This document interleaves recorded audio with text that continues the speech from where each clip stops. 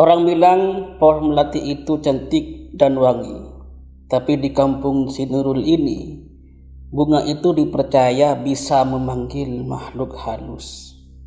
Dan dia tidak pernah percaya sampai pohon melati itu tumbuh di depan rumahnya si Nurul ini. Setelah itu, malam demi malam ada yang datang, tapi bukan manusia. Apa? Makhluk halus. Karena ada pohon melati di depan rumah. Ingin tahu cerita lebih lanjut? Jangan kemana-mana, simak terus cerita berikut ini.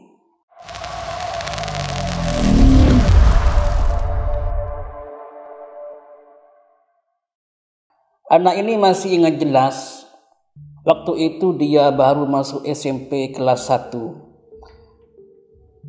Anak ini tinggal di sebuah rumah sederhana di pinggir kampung. Lokasinya cukup terpencil, jauh dari jalan raya, dikelilingi ladang dan pohon-pohon liar. Kalau malam sunyi banget, yang terdengar cuman suara jangkrik, kadang kodok, atau angin menyapu di daunan kering. Memang di rumah si Nurul ini memang jarang rumah itu. Rumahnya hanya berdampingan dengan satu rumah tetangganya, selebihnya ya ladang luas dan gelap, itu aja. Suatu hari neneknya si Nurul ini menanam pohon melati tepat di depan rumahnya. Awalnya bisa aja sih, hanya sekedar pohon kecil yang belum berbunga. Tapi entah kenapa, setelah pohon melati itu tumbuh dan mulai berbunga, kejadian-kejadian aneh mulai bermunculan. Dimulai dari kejadian pertama.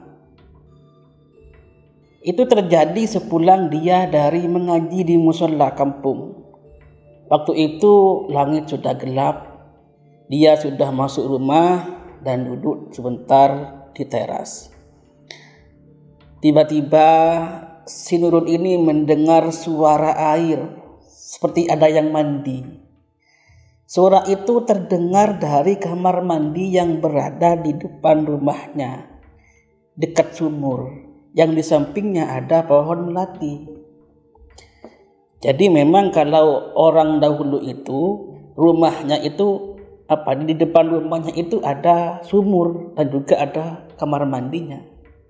Ya. Dia bertanya itu kepada bapaknya yang sedang duduk di dalam rumah. "Pak, itu siapa yang mandi, Pak?" Bapaknya si Nurul menjawab santai. "Oh, itu ibumu kali, Nak." Tapi ibunya sudah tidur sejak Isya. Dia pun pergi mengecek ke kamar, dan benar ibunya itu terlelap tidur. Akhirnya dia langsung ke kamar neneknya. Oh, mungkin nenek yang mandi, tapi neneknya juga sedang tidur nyenyak gitu loh. Akhirnya dia mulai merasa aneh. Siapa yang mandi malam-malam begini? Dia kembali ke bapak dan bilang, "Pak, ibu dan nenek tidur. Terus siapa dong yang mandi?" Bapaknya si Nurul memandangnya sebentar, lalu bilang dengan nada pelan, "Enggak usah dipikirin. Mungkin itu bukan manusia, Nak. Sudah, tidur aja sana," kata bapaknya si Nurul. Sejak itu jantung si Nurul berdebar sangat kencang. Saat itu dia belum tahu kalau pohon melati itu katanya memang bisa menarik makhluk halus. Kejadian itu terus menghantui pikirannya. Tapi gangguan gak berhenti di situ. Beberapa minggu kemudian, malam Jumat datang. Malam yang dikenal masyarakat sebagai malam yang angker. Waktu itu, ladang di sebelah rumahnya si Nurul ini sedang musim panen tembakau. Setelah dijemur tuh, daunnya dikumpulkan di halaman rumah. Sepulang mengaji, si Nurul ini melihat bapak dan ibu, nenek juga sedang memilah daun tembakau di depan terasnya itu. Dia mulai masuk ke rumahnya dan dia merasa ingin pipis. Waktu itu rumah mereka sudah punya 2 kamar mandi. Yang satunya di luar dekat sumur tadi itu, satunya lagi di dalam rumah itu. Si Nurul ini memutuskan memakai kamar mandi yang ada di dalam. Tapi perasaan was-was mulai muncul. Entah kenapa dia merasa agak nyaman. Jadi si Nurul ini bilang ke bapaknya lah, "Pak, aku pipis ya, aku temenin dong."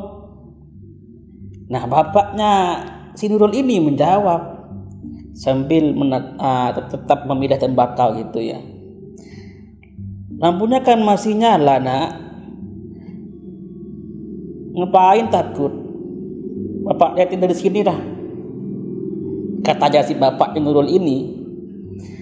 Dia pun masuk ke dalam. Perlahan saat sampai di depan pintu kamar mandi, si Nurul ini mulai ragu-ragu. Kata dia, "Aku orang laki-laki, aku harus berani," pikirnya dia. Tapi tangan dia pegang gagang pintu itu, lalu dia buka pelan-pelan. Begitu terbuka, lampu kamar mandi tiba-tiba mati, gelap semuanya. Dan saat itu, tepat di depan si Nurul ini, sekitar 1,5 meter mungkin, ada sepasang mata merah besar menatap si Nurul ini dengan tajam. Sontak dia kaget dong, hampir gak bisa teriak. Tapi akhirnya dari tenggorokannya ini keluar juga suara lirih yang berubah jadi teriakan, "Bapak! Bapak!" Dia merasa tubuhnya kaku. Dia membalikan diri itu, masuk sebentar. Di sebelahnya ada cermin besar. Nah, dan saat dia menoleh ke cermin itu, sosok itu juga muncul dalam cermin itu. Mata merah besar mengambang dalam gelap. Besar ini. Dia langsung lari tuh sekenceng-kencengnya keluar kamar mandi, menangis sambil teriak, "Bapak! Bapak! Ibu! Ada mata merah di cermin." Bapak dan ibunya langsung menghampirinya, lalu menyalakan lampu kamar mandi. Tapi tidak ada apa-apa di sana, kosong, sunyi. Dia hanya bisa gemetar. Dan sejak kejadian itu, dia jadi takut kemana-mana sendirian. Bahkan untuk sekedar ke dapur atau ke kamar mandi, dia minta ditemani tuh. Suasana rumah sudah berubah. Suasana rumah sudah terasa beda, dingin dan berat. Kejadian ketiga itu mulai bermunculan lagi, terjadi beberapa minggu setelahnya. Juga malam Jumat itu. Saat itu si Nurul ini sedang makan malam di ruang tamu. Di sampingnya ada bapak yang sedang nonton TV. Tiba-tiba entah kenapa matanya si Nurul ini tertarik melihat ke halaman depan rumah yang ada pohon melatinya itu. Dan di sana dia melihat bayangan putih seperti pocong melayang. Perlahan dia melayang di atas pohon ini. Di atas pohon melati. Dia langsung kaget itu. Sendok di tangannya ini jatuh. Akhirnya dia teriak, "Pak, itu apa tuh? Terbang putih-putih." Bapaknya langsung berdiri, ibunya juga datang dari dapur. "Mana nak? Mana? Itu pak. Tadi aku lihat kayak pocong terbang." Tapi saat mereka lihat keluar, semuanya kosong. Tidak ada apa-apa. Dia hanya bisa dia hanya bisa memeluk erat orang tuanya. Saat malam itu, dia tidur di kamar bersama orang tuanya. Dia tidak berani sendiri. Keesokan harinya, si Nurul ini akhirnya mau menemui neneknya. Dia hanya sambil bertanya kepada neneknya dengan gemetar ini, "Nek, rumah ini kok angker ya? Kenapa sih?" Neneknya si Nurul ini mengelus kepalanya gini, lalu berkata pelan-pelan, "Nenek kemarin tanya nak ke orang-orang kampung di sini. Katanya sih pohon melati itu bisa menarik makhluk halus." "Hah?" Jawabku sontak. Ternyata bukan cuma dia yang merasa ada kejadian aneh. Beberapa tetangganya juga mengaku melihat bayangan lewat di depan rumahnya si Nurul ini. Beberapa bahkan juga mendengar suara tangisan dari arah pohon melati tersebut. Akhirnya bapaknya memutuskan untuk menebang pohon melati itu. Mereka memanggil tukang potong kayu di dekat rumahnya, dan saat pohon itu tumbang, ada wangi lah, ada aroma wangi menyengat tercium. Baunya wangi banget, wangi melati gitu lah. Tapi terasa dingin dan menusuk. Hawanya tidak beda. Setelah pohon itu ditebang, perlahan-lahan suasana rumah si Nurul ini mulai berubah. Tidak ada lagi suara aneh.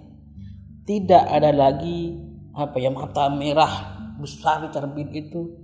Tidak ada lagi bayangan terbang. Jadi mulai berubah semenjak pohon melati itu ditebang. Tapi sampai sekarang dia masih teringat